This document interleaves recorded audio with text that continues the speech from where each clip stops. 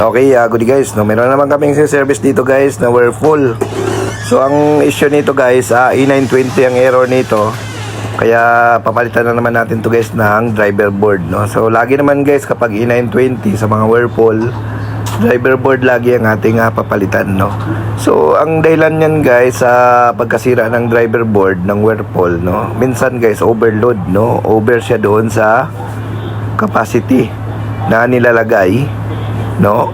Minsan naman yung paggamit na sunod-sunod, no, yung tatlong salang walang pahingaan or naglalaba maghapon walang pahingaan, kaya isa yan sa mga cost ng E920. Or yung minsan naman guys natatamaan siya ng power surge, no, yung hindi nyo binubunot ay yung washing machine kapag hindi ginagamit, kaya nasisira siya, no.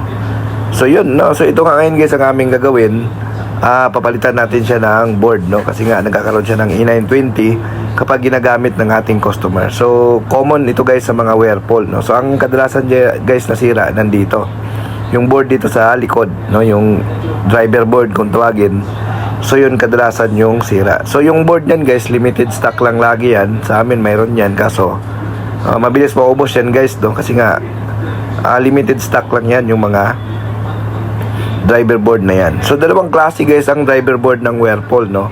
Mayroong isa na walang tainga, mayroong isa na may tainga, no. So pero compatible yan, kahit alin dyan yung gagamitin nyo pwede yan, no.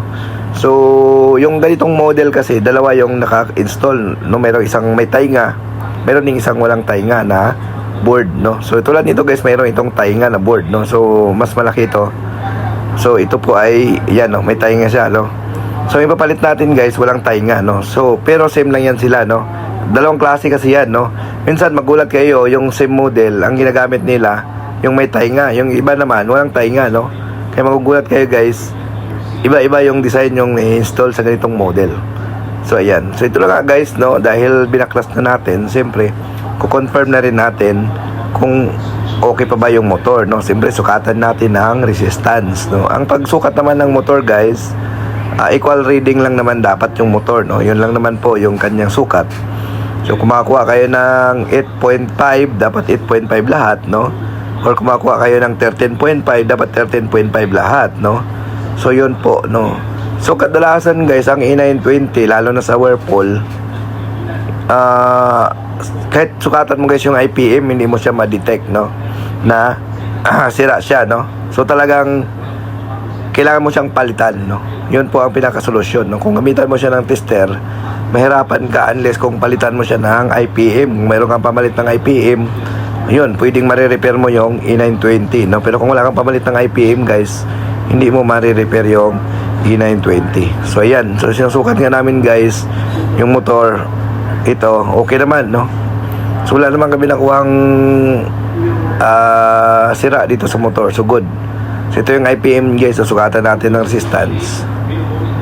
Ayan, so dapat yan equal reading din yung makukuha nyo dyan. Kaso pag open na kasi yung IPM nyan, hindi mo rin siya makuha. So kailangan mo siya talaga palitan.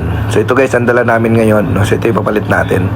So ito ay walang tainga, no. Dalawang klase kasi guys yung board ng ganitong model, no. So pwede yan, no. Pareho lang naman yan sila, yung may tainga at saka walang tainga. So yan, yung may tainga guys, kadalasan kasama yan sa unit, no. Yung mga walang tainga yan, ito yung mga bagong labas na same model. Same model sila pero huli na nilang nilabas, no.